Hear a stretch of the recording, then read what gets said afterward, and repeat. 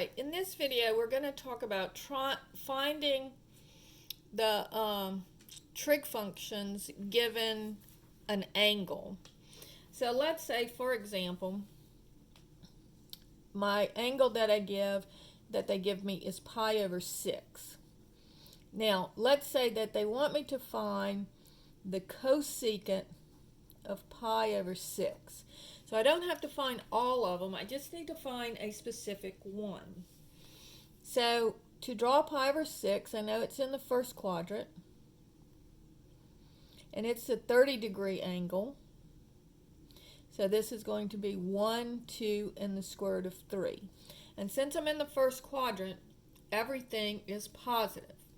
Now remember, the cosecant is the reciprocal of the sine.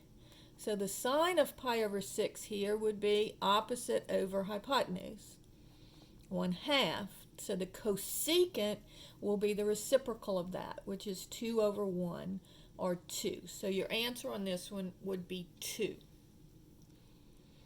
Okay, problem number 2. Let's say that we have negative pi, and let's do I forgot to say what we're doing. So let's say I'm looking for the secant of negative pi over 4.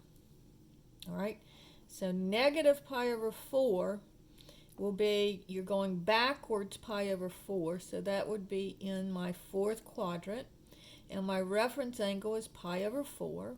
So this would be 1, 1, square root of 2, and I'm not in the first quadrant anymore, so something's negative. So let's look. From the origin, I'm going in the positive x direction, but the negative y direction. So this will be negative. All right? And the secant is the reciprocal of the cosine.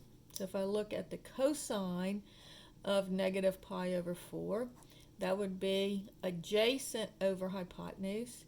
So that would be 1 over the square root of 2.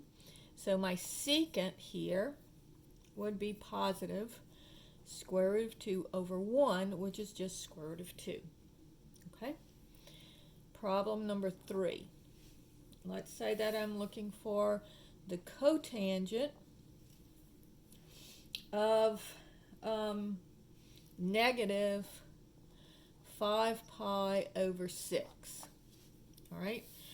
So here I have to do a little bit of thinking because I'm not in real close to 0.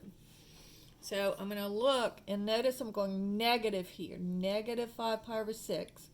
So here's 0. Coming around here would be negative pi, which I want my denominator to be 6. So this would be 6 pi over 6. And this would be negative 12 pi over 6. All right, so I'm looking for negative 5 pi over 6. So I'm not quite to negative 6 pi over 6. So I would be in the third quadrant. And then to do my subtraction, this is negative 5 pi over 6. And then forget the negatives, I'm just subtracting to find my reference angle. So 6 pi over 6 minus 5 pi over 6 would be, my reference angle is pi over 6. All right, so that's a 30-degree angle, so this would be 1, 2, square root of 3. And I'm sorry, I'm kind of got things jumbled up here. And again, I'm not in the first quadrant, so things are going to be negative. So what's negative? Well, notice I'm going negative here, and I'm going negative here. All right? And so now, cotangent of theta, and notice that my hypotenuse is always positive. I never, ever, ever change the hypotenuse to a negative number. My x's and y's can be negative, but my hypotenuse always stays positive.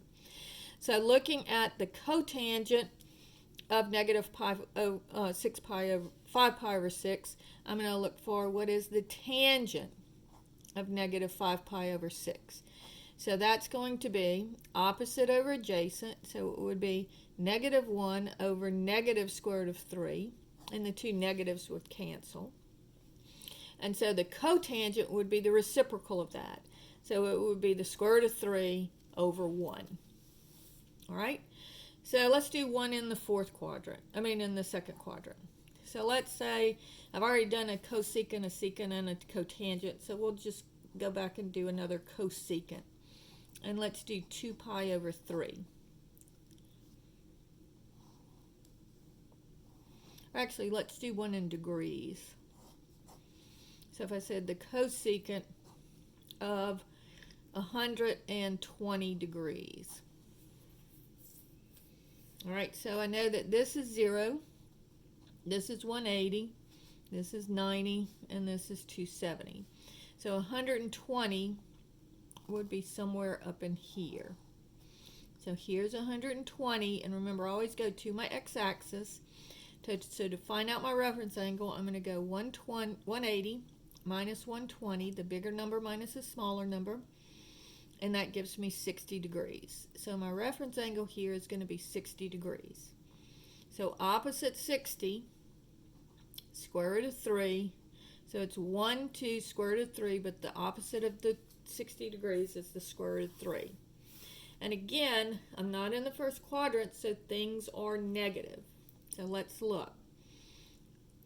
I'm going in my negative x direction, but then I'm going up. So this is going to be positive. And so cosecant, the reciprocal of the cosecant, is the sine.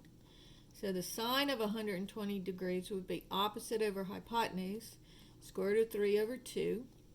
And so the cosecant would be 2 over the square root of 3.